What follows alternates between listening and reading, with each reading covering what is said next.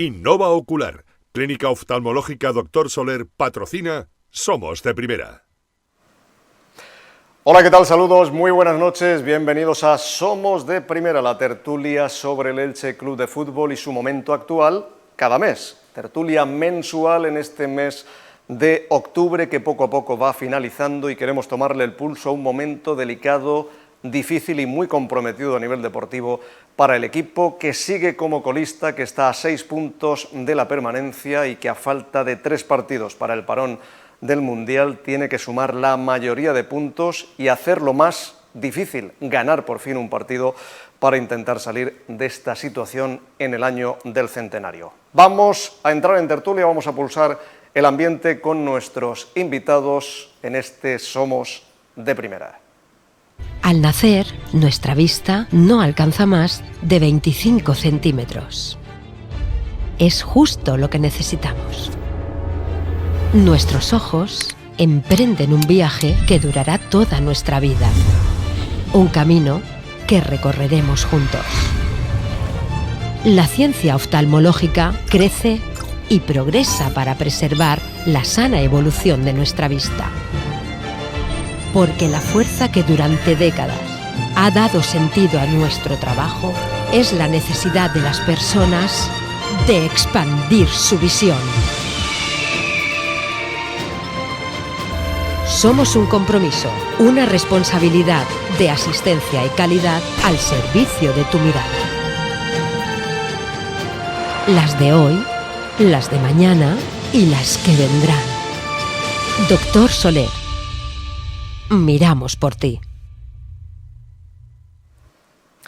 Muy buenas noches a todos los telespectadores. Hoy es miércoles 26 de octubre. Se han disputado ya 11 partidos de Liga en Primera División en el año del centenario y lejos de estar más o menos tranquilos en la tabla clasificatoria, el Elche es colista y desde luego para el que lo mire fuera del Elche parece un equipo hundido con tan solo 4 puntos. Pero desde el cambio de Jorge Almirón, controvertido, muy polémico, que antiguamente se diría levantó ríos de tinta, hoy en día tendríamos que decir polvareda de twitters y de interacciones en todas las redes sociales, no era precisamente la primera opción, ni la segunda, ni la tercera, como reconocía Bragarnik, ni mucho menos el elegido o el más deseado por parte de la afición, pero es cierto que con él parece que el equipo empieza a encontrar un estilo y al menos fuera de casa empieza a sumar puntos, pero no le da de momento para ganar partidos, que es lo que te da la permanencia. Vamos a analizar el momento del equipo, el cambio del entrenador y si las perspectivas son más o menos positivas, si hay brotes verdes y el por qué. Vamos a saludar ya a nuestros invitados de hoy. Por una parte nos acompaña Gaspar Díez, jefe de la redacción de deportes de Europa Press. Gaspar, buenas noches. Buenas noches. Bienvenido y además profesor de la universidad. Miguel Hernández. Está con nosotros el periodista David Marín, actualmente en el diario Información, lo ha sido de Marca y de otros medios. David, buenas noches. Buenas noches, Paco.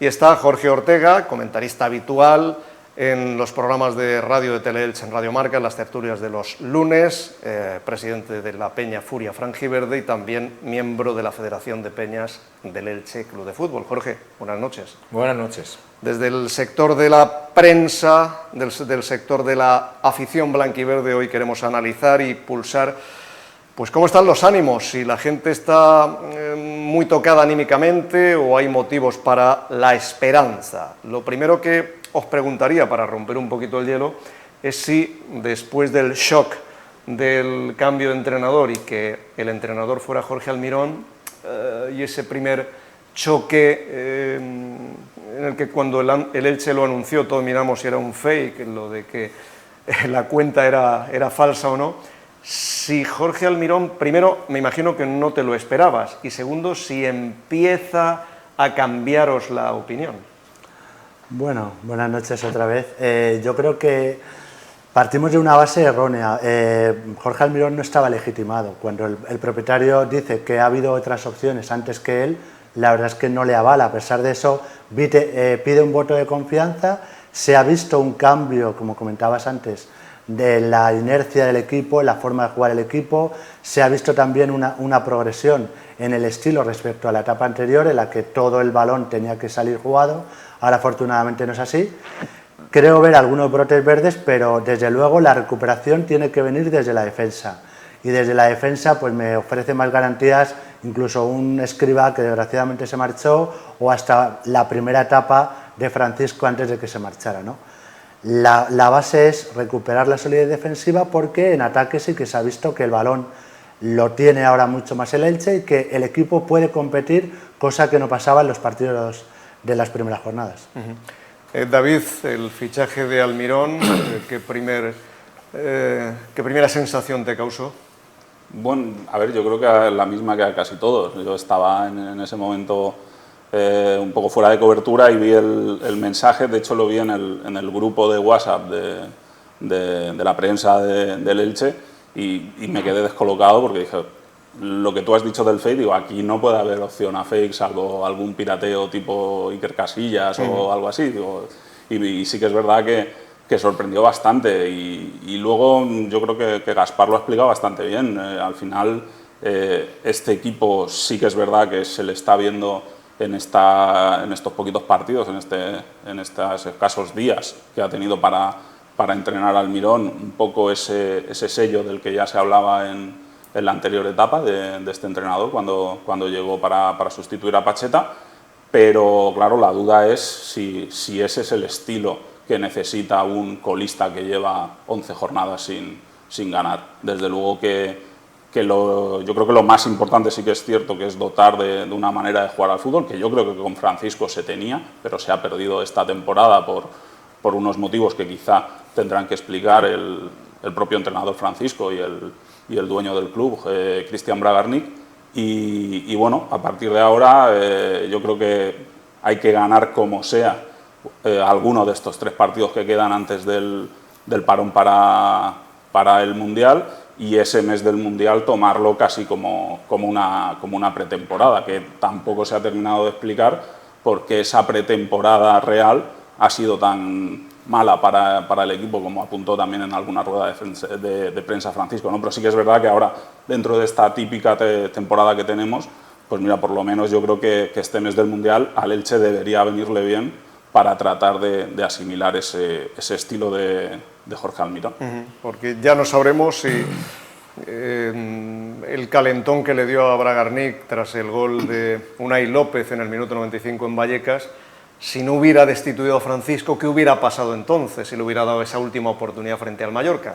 Ya no entramos en esa especulación, pero a ti, Jorge, la opción Almirón empieza a convencerte, además de, me imagino, la sorpresa inicial por su fichaje.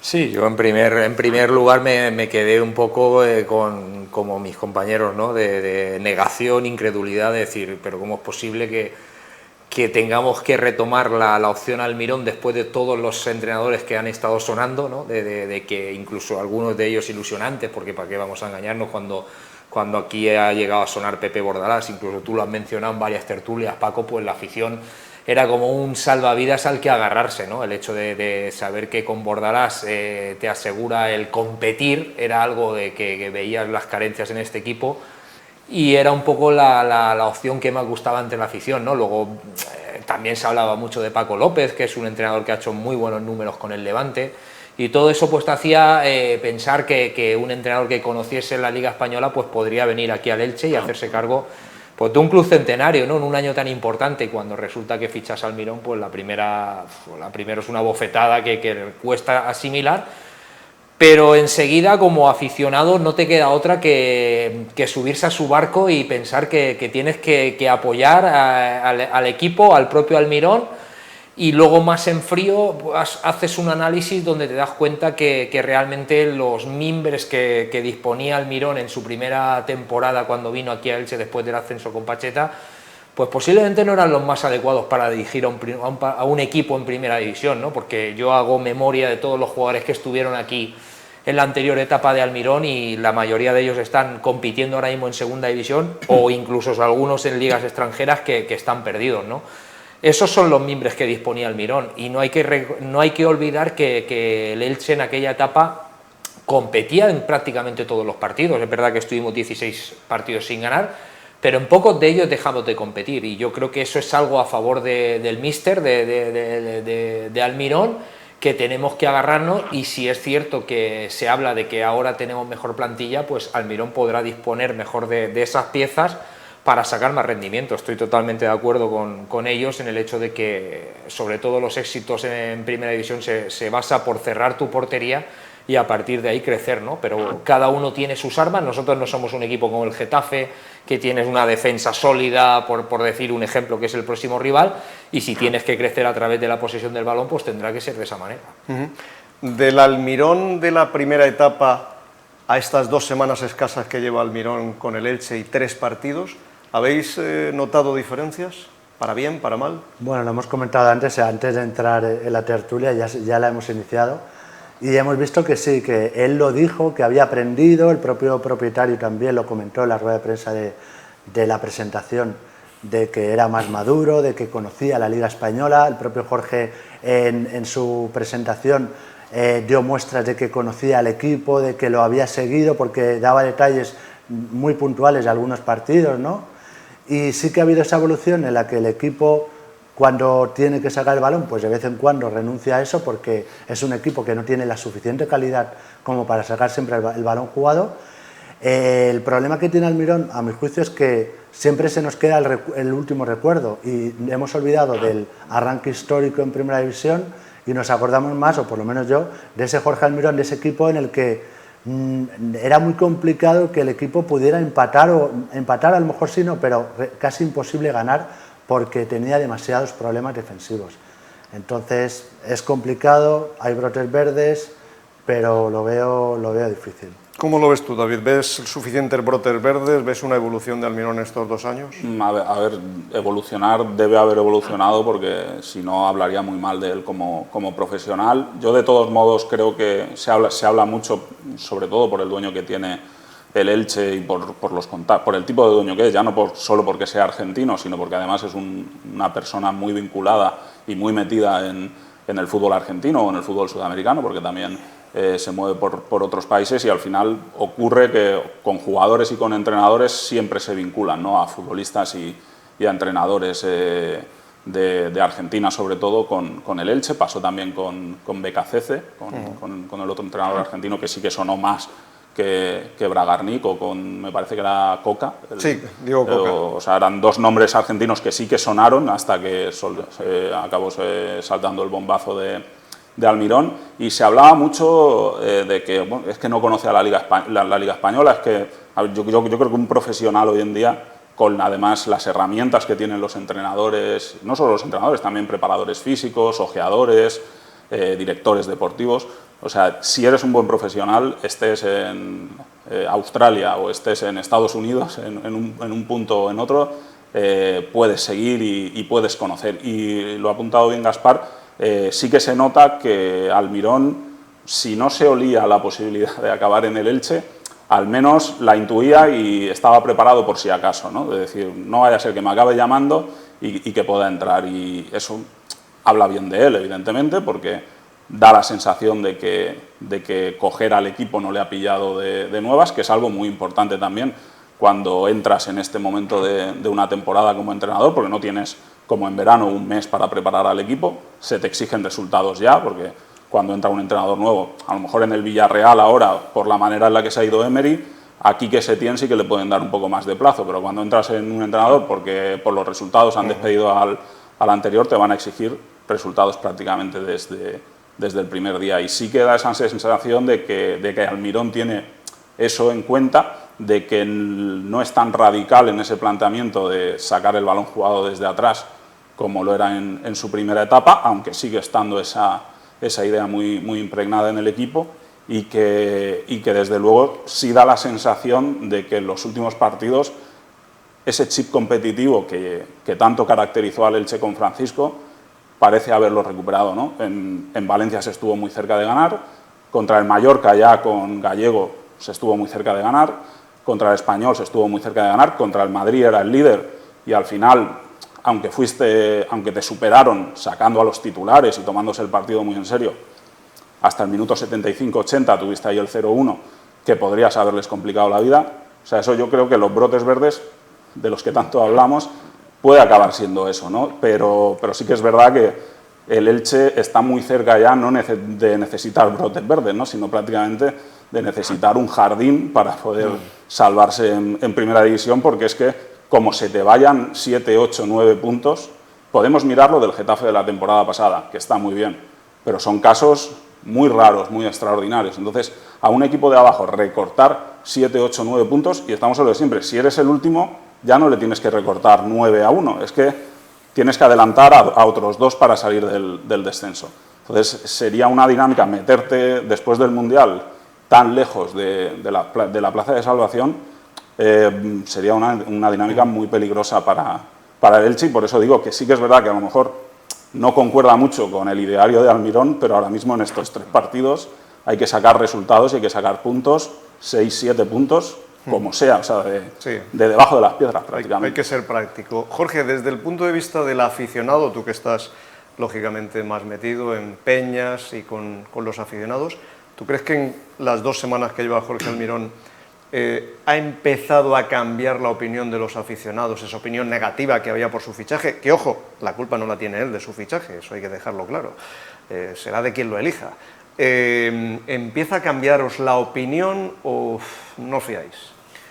Yo creo que el aficionado al final lo que quiere es que el equipo gane independientemente de quién sea el entrenador, ¿no? Yo creo que eso está claro. Eso es lo más importante. Al final, yo creo que la sensación que los 3 hemos explicado cuando se ficha Almirón es un poco la que se puede generalizar que tiene el resto de la afición, ¿no? Pero yo creo que la afición también es sabia a la hora de efectivamente ver esos brotes verdes que se han producido, es inteligente y sabe que supuestamente tiene una mejor plantilla, ¿no? Entonces la afición va a intentar confiar en él, porque es que no queda otra realmente. De nada serviría echar piedras contra nuestro propio tejado intentando pedir una destitución de Almirón simplemente por recordar aquella etapa en la que fue destituido, ¿no? Yo creo que al final no nos queda otra, ¿no? Yo creo que Almirón ha sido inteligente a la hora de plantear estos primeros partidos, confiando en la vieja guardia de lo que él conocía, ha recurrido a las piezas que él ya sabía de lo que le podían dar, Morente, Josan, Peremilla, jugadores que posiblemente anteriormente en algunos partidos no estaban disfrutando de titularidades, y él lo que ha dicho es: voy a apostar primero por lo que realmente conozco, y ahora es cuando tiene la verdadera tarea de intentar meter a estos 5 o 6 fichajes que han venido, meterlos también en dinámica positiva para que aporten, ¿no? Esa yo creo que es un poco la gran tarea que tiene Jorge Almirón para poder sacar a su plantilla un alto rendimiento. Que Josan le va a dar, que Fidel cuando se recupere le va a dar, que Peremilla, hemos visto un Peremilla diferente con galones que se echa el equipo a la espalda, sabe que le va a dar, que Boyé sabe que le va a dar. Pero no solo eso, con eso no nos vale, es decir, con eso no nos va a dar para conseguir una permanencia. Le tiene que dar Collado, le tiene que dar Quina, le tiene que dar Roger, le tiene que dar Fede Fernández, le tiene que dar Mercado, le tiene que dar Lirola, y si no te dan esos 6, por lo menos te tienen que dar 3 o 4. Y es ahí Almirón donde tiene que conseguir que esos jugadores te den. El buen entrenador al final es el que hace de los futbolistas que sean mejores de los que son. En eso tenemos un experto como es Pacheta, que aquí en Elche vimos cómo sacaban más rendimiento a todos los futbolistas, pero si nos trasladamos ahora al Valladolid te encuentras con una figura como Sergio León, que llevaba 2 o 3 años dando tumbos, y lo ha cogido Pacheta y lleva 5 goles en lo que va de liga, más que todos los delanteros del Elche prácticamente, ¿no? Entonces es un poco esa labor de Almirón de conseguir que esos jugadores realmente suban su nivel incluso por encima de sus posibilidades, porque si no, la verdad que lo veo bastante complicado. De todas formas, ese factor psicológico del que hablas, eso se tiene o no se tiene. Pacheta lo lleva incrustado en el ADN, y yo creo que Almirón pues igual no tiene esa facilidad para conectar con el futbolista. Lo que sí, yo he visto una evolución en Almirón en su comportamiento en los partidos. Yo lo veo más activo, lo veo más metido, más agresivo, más partícipe. Yo recuerdo al Almirón de la primera etapa, no sé si también porque no había público por la pandemia, pero yo lo veía siempre muy parado. Y ahora lo estoy viendo que está ahí, que está como diciendo: esta segunda oportunidad no la puedo fastidiar. Además, yo creo que tiene aspectos positivos, los habéis mencionado vosotros, desde el principio quiere imponer su sello, está tirando de la vieja guardia y creo que tiene también el compromiso de los futbolistas y eso es lo más importante. El otro día cuando marca Pere Milla vemos como todos los suplentes salen como un resorte a aplaudir y luego se abrazan a Pere Milla, eso es fundamental, que tenga el compromiso de los futbolistas, que estén comprometidos, porque si hay piña, si hay unión, hay opciones de salvarse, si no, yo creo que ya podemos despedirnos. Pero Almirón tiene que dar con la tecla que no dio Francisco, tiene más o menos un 11 definido, 8 o 9 futbolistas, pero no acaba de dar con la tecla defensiva para defender mejor. Sigue encajando una media de más de 2 goles por partido, lo mismo que con Francisco, ahora con Almirón. Sí es cierto que a nivel ofensivo, con Francisco marcamos 4 goles en 8 partidos y con Almirón los mismos goles pero en 3 partidos, igual que ha conseguido 2 puntos, los mismos que Francisco, en menos de la mitad de partidos. Es decir, ha habido una evolución, pero va a ser suficiente. ¿Confiáis en que en estos 3 partidos, que yo creo que todos coincidimos que son claves, van a ser trascendentales para saber si el Elche se puede salvar? ¿Confiáis que por fin se consiga esa primera victoria? Porque lo del lunes es un partido que, como no lo ganes, puede ser anímicamente un golpe muy duro para la afición. Sin embargo, si lo ganas es todo lo contrario. Ya vas a Valladolid de otra manera, esa confianza que faltaba en la plantilla la vas a tener. ¿Entendéis que Jorge Almirón, como decía Jorge, va a tener esa psicología para sacarle rendimiento a los que no están rindiendo y va a poder por fin conseguir esa primera victoria? Habéis dado con la tecla, tanto tú como Jorge, a la hora de afrontar el partido el próximo lunes, porque lo dijo Jorge Almirón en la última rueda de prensa, los partidos de los lunes, que tan incómodos son para el aficionado precisamente, en este caso va a venir bien, porque por primera vez va a tener una semana entera para preparar un partido, cosa que no pasó en el partido de Valencia, que no pasó en el del Madrid, que no pasó en el partido del Español. Entonces, él ya dijo en la rueda de prensa que va a ser una semana en la que va a trabajar muy bien el equipo. Bueno, los que seguís la actualidad a diario lo veréis viendo durante toda esta semana. Confía mucho en ese trabajo de esa semana, y lo que apuntaba Jorge, es fundamental apoyarse en la vieja guardia. Pere Milla ha dado un paso adelante, un jugador que fue clave el año pasado, que estaba desaparecido antes en este primer tramo de la temporada con Francisco, ha cogido los galones, ha marcado goles. Es fundamental recuperar a Lucas Boyé, que estaba despistado por su fichaje frustrado con el Sevilla, que no jugaba, que supongo que la propiedad lo estaba protegiendo ante un posible traspaso, y el jugador franquicia del Elche tiene que recuperarse, pero también, lo habéis comentado también, Fidel, Josan, Tete, la vieja guardia, son los que tienen que sacar adelante a este equipo y, como ha dicho Jorge, empujar a los nuevos, explicarle lo que es, y a Alex Collado, que tuvimos un debut espectacular, esperanzador, pues que vuelva a ser ese jugador en el que se confiaba para que el equipo salga adelante. ¿Cómo se explica, David, el fogonazo inicial de Alex Collado y su desaparición casi por completo en las siguientes semanas? Bueno, a ver, se explica porque el chaval tiene mucha calidad. O sea, es que eso yo creo que es irrefutable. O sea, que la calidad en la plantilla del Elche, quitando el caso Pastore, que ya prácticamente estamos hablando de un futbolista que no termina de recuperarse en su segunda temporada en el Elche, yo creo que hablamos del futbolista con más calidad. Y sí que es verdad pues, que quizá esa llegada, yo creo que la psicología del futbolista cedido es en cierto modo complicada, porque estás en un equipo pero sabes que tu estancia en ese equipo casi tiene fecha de caducidad, que es el final de la temporada. Entonces tienes que tener el coco muy fuerte para decir, bueno, yo soy un profesional y yo voy a dar el 100% hasta que esté aquí, y si la temporada que viene me voy a otro equipo de primera o me voy a otro equipo de más aspiraciones o me voy al extranjero o donde sea, pues oye, bienvenido sea lo que venga a partir de entonces, pero hasta el 30 de junio o hasta el 30 de mayo, cuando acabe la temporada, yo soy futbolista del Elche en este caso. Y sí que es cierto que pues mentalmente cada uno tiene sus procesos, tiene su edad también, no le puedes pedir lo mismo a lo mejor a un futbolista de 20 que de 25 que de 30, y a mí sí que me sorprendió bastante que los 2 o 3 detalles que dejó en sus 2 primeros partidos, sobre todo en el de la Almería, quizás se celebraron demasiado y quizá pues al chico también se le subieron demasiado arriba a la cabeza, ¿no? Y luego vino sobre todo el punto de inflexión, que fue la suplencia la suplencia no, que no jugó contra el Barcelona sin haber cláusulas ni nada de por medio, vio el partido entero en el banquillo, y habría que ver cómo recibe un jugador que evidentemente viene de ese club y que sabe que en ese partido es donde más pendiente van a estar de él, pues verlo entero desde el banquillo.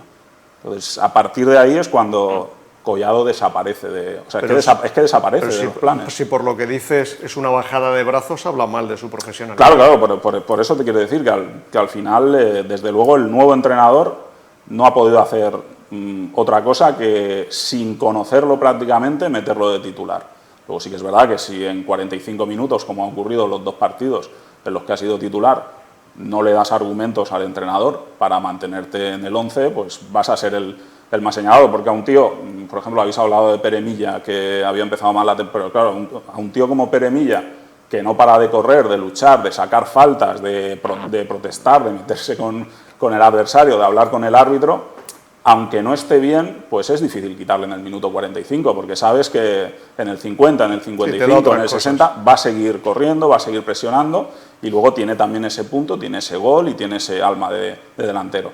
Pero en el caso de Collado, pues al final, aunque nos pese, el futbolista de calidad y el futbolista que a lo mejor no se implica tanto en labores defensivas y demás, va a ser el primer señalado cuando el entrenador necesita a lo mejor otra cosa, ¿no? Cuando el entrenador ve que el equipo defendiendo son 10 y atacando pues son 10 y medio o no terminan de ser 11.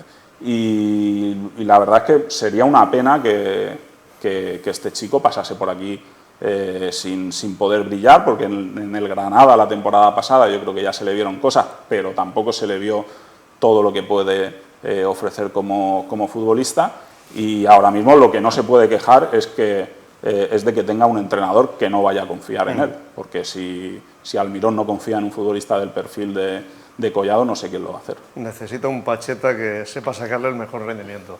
Ese tipo de futbolistas irregulares a veces necesitan alguien que les coma mucho el coco, le digan lo bueno que es, pero... Permíteme un apunte No, esto es una tertulia, podéis intervenir antes de cuando que queráis. participe Jorge. Se ha venido abajo porque el Elche no ha tenido el balón. Entonces, un jugador de ese perfil que necesita del balón, y el balón no lo ha tenido el Elche en los partidos anteriores, no podía brillar. En el primer partido de Valencia a mí me sorprendió el cambio en el descanso, por lo que había dicho en la rueda de prensa, de que confiaba mucho en él, y de que fue uno de los pocos que en esa desastrosa primera parte, que la segunda la verdad es que el Elche mejoró ostensiblemente, fue uno de los pocos que intentó pedir el balón, intentó jugar por la banda y tocó un poco el balón. Me sorprendió el cambio en el descanso. Y el resto de partidos, como ha apuntado David, yo creo que lo de Barcelona llegué incluso a documentarme porque no entendía su suplencia de que no jugara en un partido que era para él y para brillar, y eso a lo mejor psicológicamente le ha afectado.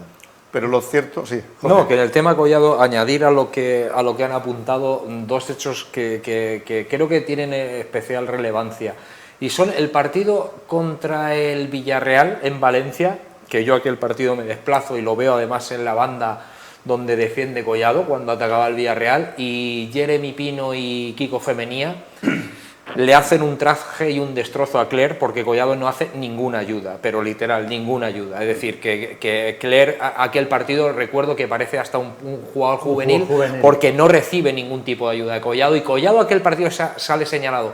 Pero es que la semana siguiente Collado es titular contra el Athletic Club, la primera parte de, recuerdo, 0-4, donde prácticamente quedan todos los jugadores señalados, pero él queda especialmente señalado por un balón atrás que nos cuesta un penalti. No sé si recordáis, sí, que luego lo pitó el VAR. Ese balón lo echa Collado atrás y es cambiado en el descanso por Francisco, porque su actitud no estaba siendo... Ya venía de una mala semana, y aquel partido ya redondeó su semana fantástica en plan nefasto. Y aquel partido Francisco tomó, digamos, luego fue a Barcelona, ya no contó con él, y yo creo que es a partir sobre todo de esas 2 actuaciones contra Villarreal y Athletic Club que le cuestan el puesto a Collado, y se ve un Collado ya diferente, porque el partido de la Almería al final, que Collado tiene mucha calidad lo sabemos todos, pero el partido de Almería se lo observa también como baja con su marca, como es un jugador aguerrido que recupera balones, dure 60 o 70 minutos, pero da otras cosas, ¿no? Parece que incluso dices, oye, este chico puede cumplir el perfil a lo Elche porque tiene una calidad superior al resto, pero además también es guerrillero, es trabajador y puede ser que nos venga bien. Sí, pero yo creo que cuando se ficha a un futbolista del perfil de Collado, no se le, o sea, si te ofrece eso, al menos en cierto número de partidos, está muy bien.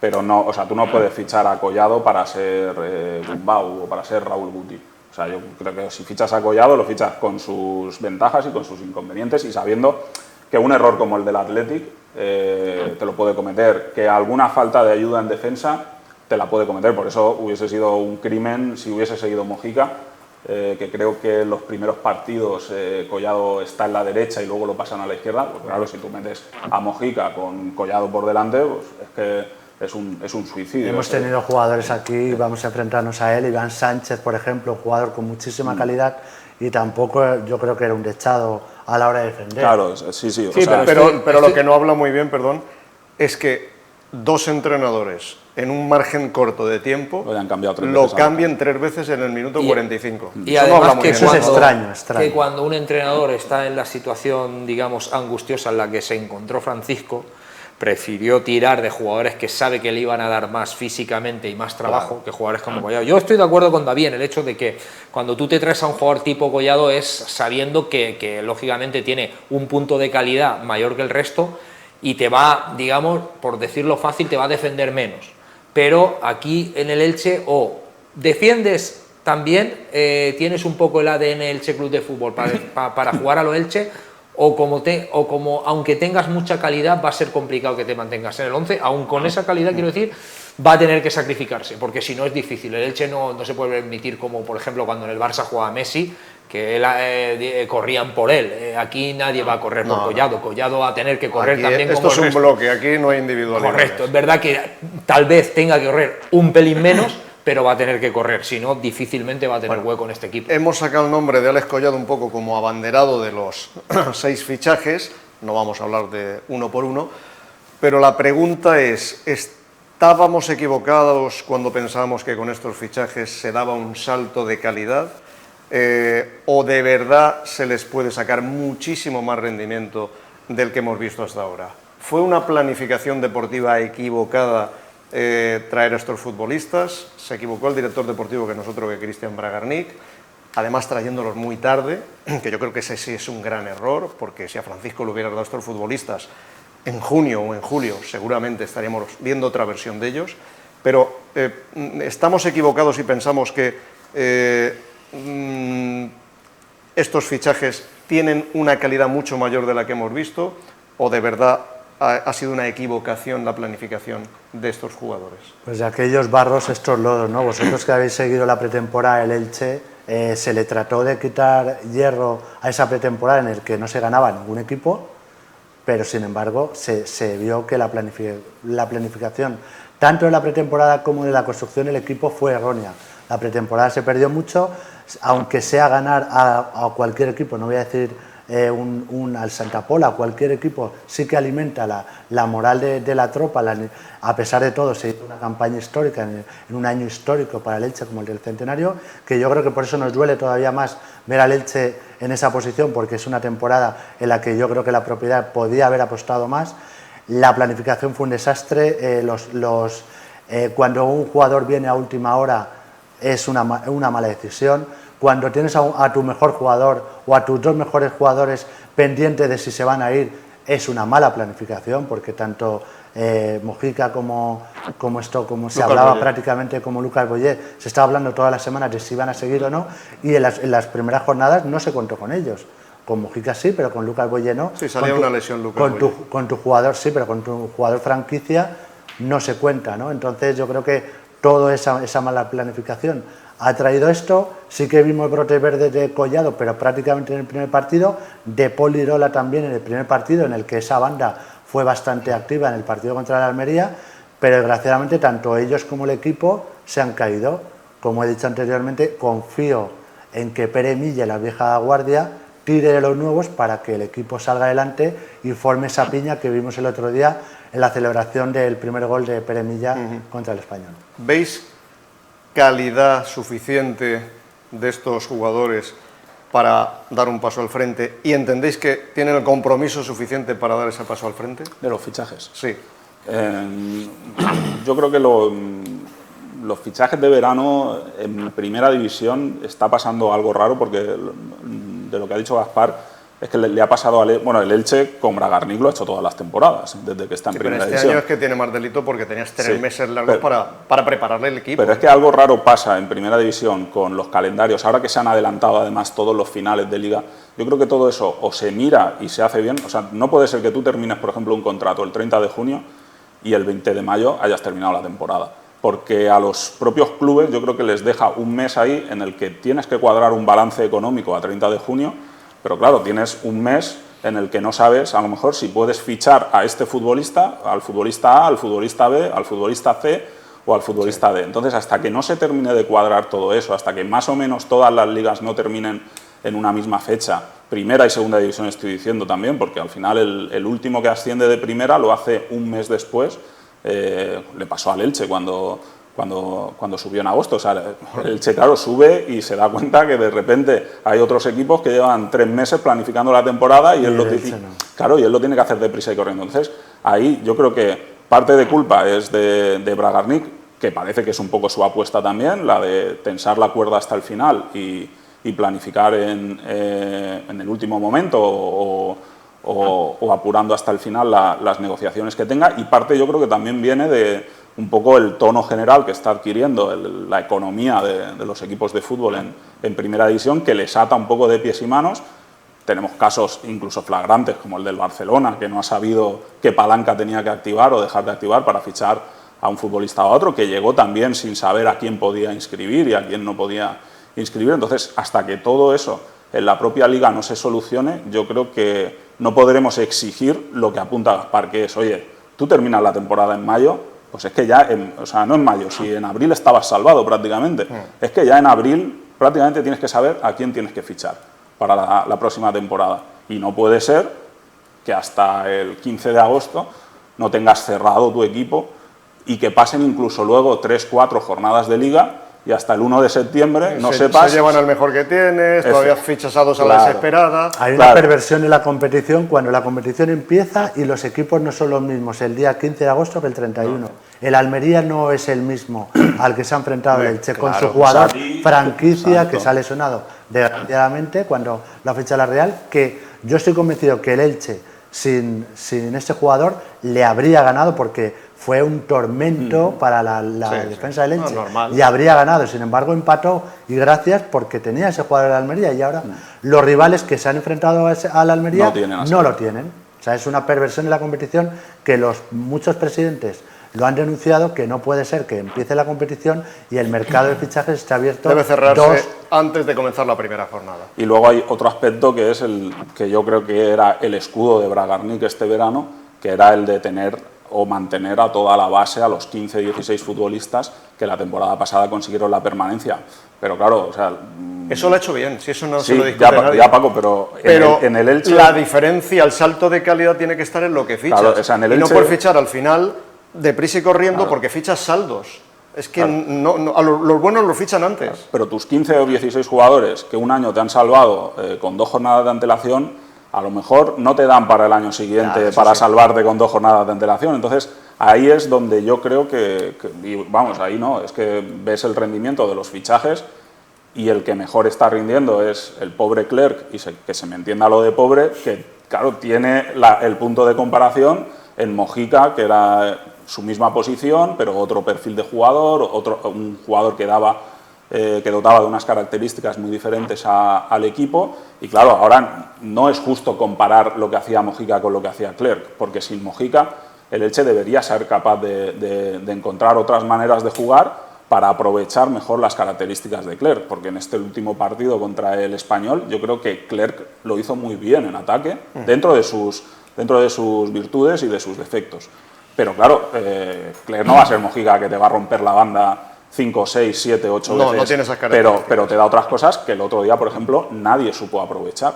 Entonces, yo creo que ese punto lo tienen que ir cogiendo los futbolistas, y lo tiene que ir cogiendo también la propia dinámica del equipo, para ser capaces, de ese modo, de mejorar lo que había la temporada pasada, porque parece claro que por nombres tienes que ser mejor porque tienes a todos los de la temporada pasada más los 5 o 6 que has podido fichar. Lo que pasa es que de la temporada pasada hay jugadores importantes como, desde mi punto de vista, Omar Mascarell, Lucas Boyé, que no tienen el nivel que vimos el año pasado. Por cerrar el debate de los fichajes, que nos queda poquito tiempo.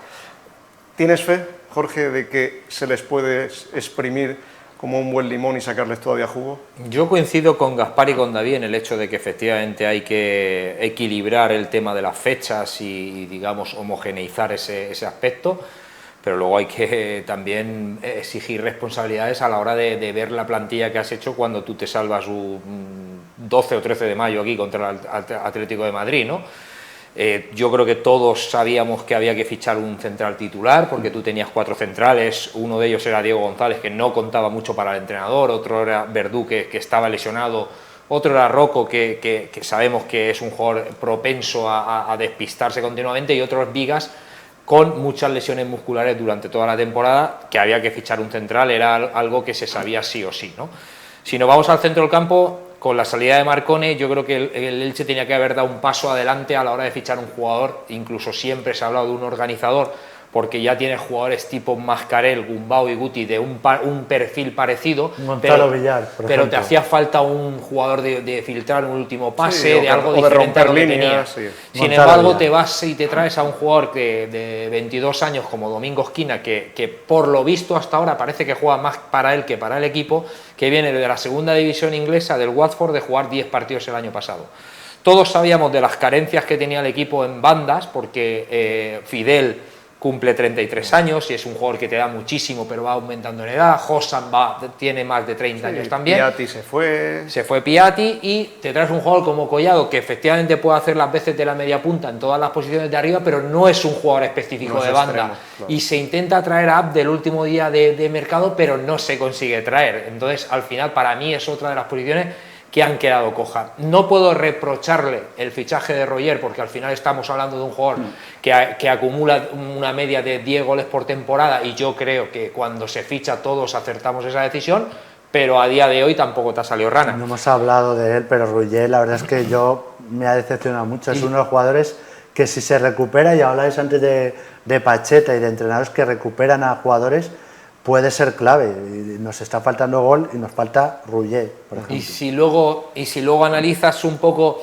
el lateral derecho, ves que ficha Lirola, un jugador que el año pasado juega 31 partidos en un equipo champion como el Olympique de Marsella, pero la realidad de los hechos es que cuenta más Palacios y Hossam como lateral derecho o carrilero derecho cuando juega con línea de 3 centrales que el propio Lirola. Entonces algo se ha hecho mal ahí también.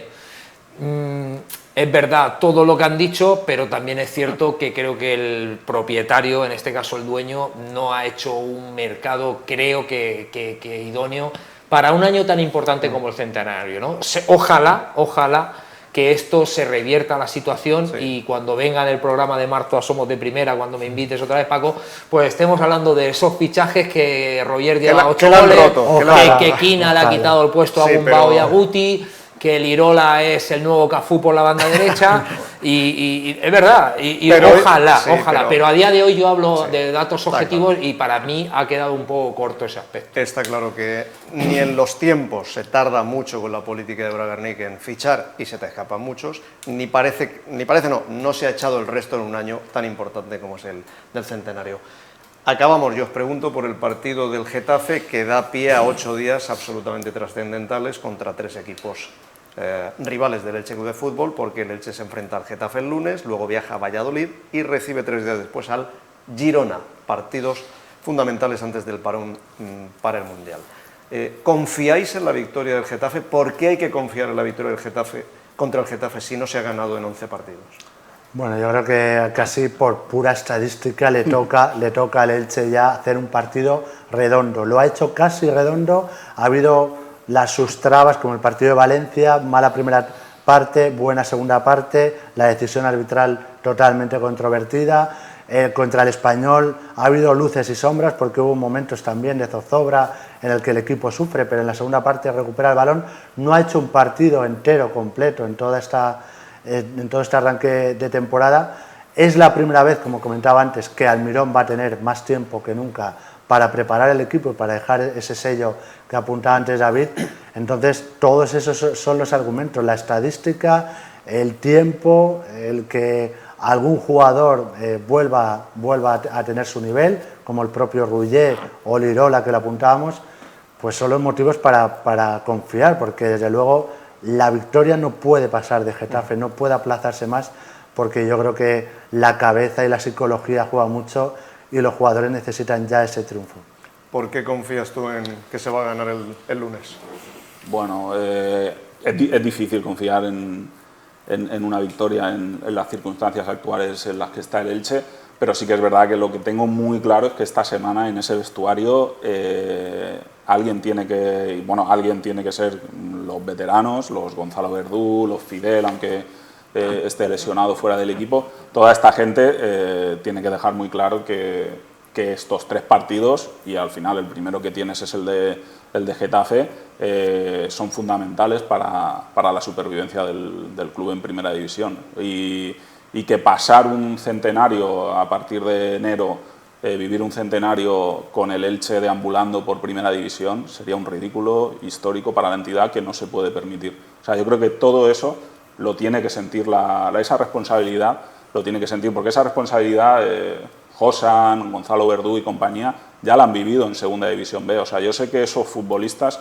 se van a partir el pecho por el Elche cuando salten el lunes, los que salten al terreno de juego para enfrentarse al Getafe. Pero los nuevos tienen que sentir esa responsabilidad y tienen que saber dónde están, porque yo creo que se les trata muy bien, porque al final me cuesta encontrar un futbolista que haya salido de aquí un poco del tipo Óscar Díaz, con lo del Hércules de hace unos días. O sea, ese tipo de futbolistas en los últimos años, yo creo que aquí en Elche se les ha cuidado muy bien, dentro del vestuario y fuera del vestuario, por parte de todo el club, de toda la entidad, para que se sientan un privilegio jugar en el Elche Club de Fútbol. Y deben sentir no solo ese privilegio, sino también esa responsabilidad de que el lunes el equipo se juega muchísimo, aunque sea la jornada número 12 solamente, y de que no vale solo con esa primera victoria, ¿no? Porque puede parecer también que llegue la primera victoria y se celebre muchísimo, es que hacen falta muchas más victorias.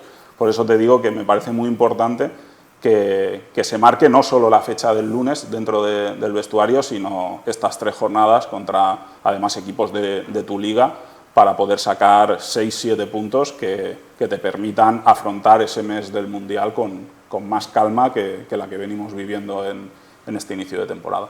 Jorge, desde la Federación de Peñas se están preparando apoyos un poquito especiales. ¿Por qué la grada confía en que se va a conseguir por fin la victoria este lunes?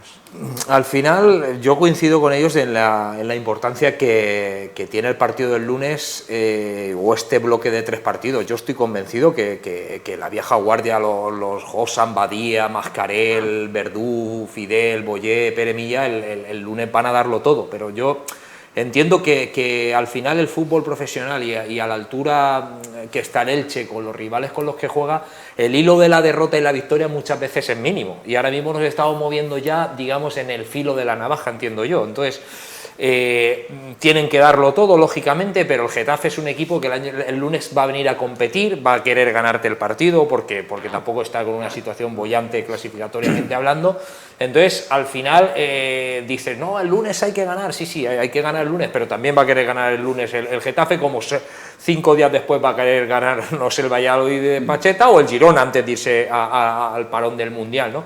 Entonces, dicho esto, sí que se me antoja que es muy muy importante sacar un mínimo de 6 puntos, coincido con David perfectamente, para irte con 10, porque creo y entiendo que si llegas a la decena de puntos o 11, pues posiblemente te vayas a 3-4 de la permanencia, ¿no? Y yo creo que... O incluso menos, porque son rivales. Bueno, no creas, porque hay muchos equipos ya con 9-10, el Mallorca creo que tiene 12 o 13, sí. El Almería también, pero al final creo que irte a 3-4 es un poco tenerlos a tiro de piedra. Yo creo que todos somos conscientes de la importancia de estos 3 partidos, estoy convencido que los jugadores lo van a dar todo, pero luego dependerá mucho el lunes de que la pelotita pues quiera entrar en la portería del Getafe, no en la nuestra, tengamos esa dosis de suerte que a lo mejor no hemos tenido otros partidos y consigamos sacar esos puntos, ¿no? Porque yo creo que al final el equipo no es un equipo que vaya sobrado y el lunes diga, no, hay que ganar al Getafe y le vamos a ganar. Pues sí, pero ahora mismo ya estás en un momento delicado y en una situación en que, como lo vemos todo desde ese punto, digamos, positivo, y desde la perspectiva de que ganar o sacar 6-7 puntos nos acercaría un poco a la ilusión de irnos compitiendo, pero como saquemos 1 o 2 puntos, me parece a mí que se pueden sacar perfectamente, pues ganar. Va a ser justo el otro lado del pensamiento positivo, ¿no? Sí. Entonces vamos a ver qué pasa. La afición tiene que ir y apoyar el lunes sobre todo, porque al final hay que ir partido a partido. El primer partido es el lunes, vamos a intentar ganar el lunes y luego ya intentaremos ganar en Valladolid.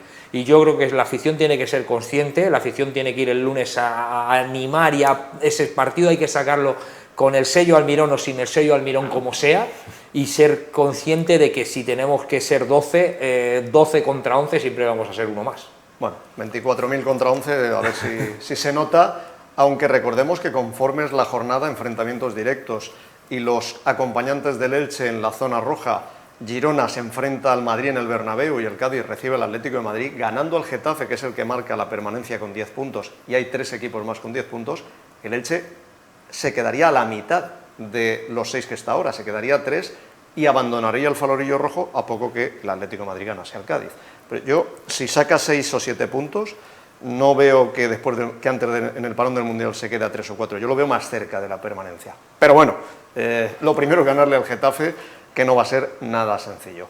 Despedimos ya a nuestros invitados. Antes, preguntarte, Gaspar, tú estás dando cursos de periodismo deportivo en la Universidad Miguel Hernández, y bueno, pues ahí estás con el vivero de los chavales, de los futuros periodistas, con ¿no? los futuros periodistas, sí. Además también con gente que bien conoces, como Eloy Licerán, con Fernando Lave, que fue director de comunicación del Elche.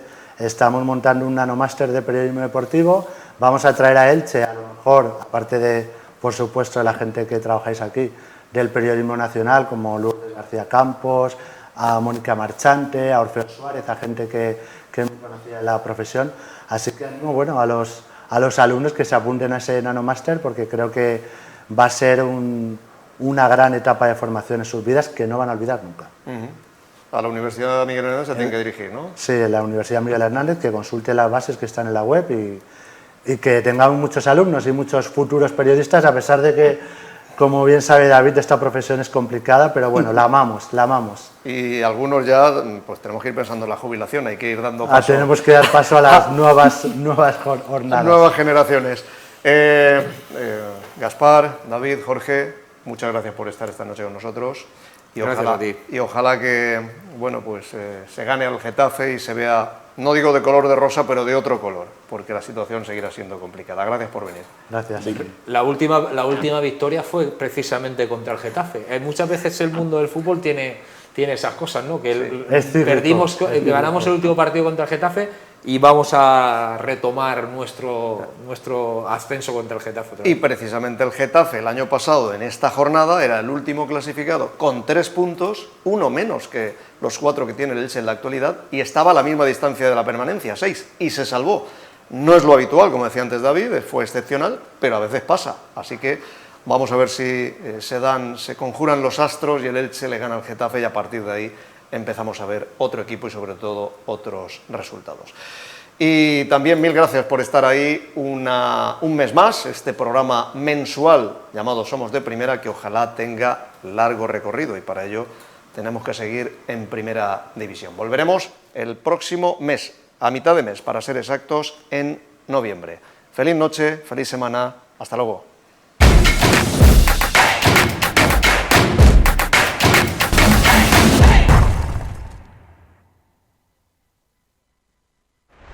Innova Ocular, Clínica Oftalmológica Dr. Soler, ha patrocinado Somos de Primera. Al nacer, nuestra vista no alcanza más de 25 centímetros. Es justo lo que necesitamos. Nuestros ojos emprenden un viaje que durará toda nuestra vida. Un camino que recorreremos juntos. La ciencia oftalmológica crece y progresa para preservar la sana evolución de nuestra vista. Porque la fuerza que durante décadas ha dado sentido a nuestro trabajo es la necesidad de las personas de expandir su visión. Somos un compromiso, una responsabilidad de asistencia y calidad al servicio de tu mirada. Las de hoy, las de mañana y las que vendrán. Doctor Soler. Miramos por ti.